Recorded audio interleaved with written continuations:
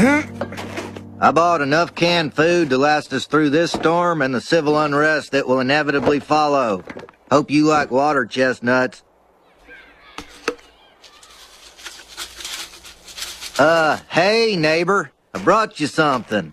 Water chestnuts. Oh, thank you. As a matter of fact, there is something you can give me in return. I only have a 3-week supply of propane, but you'll get Hank to hook me up.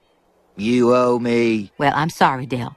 Hank may be in charge now, but you are not going to get any special treatment. Hank's priorities are propane first, family second, friends third, in that order. Fine. I'll just have to barter for it. Bill, you like pumpkin pie filling?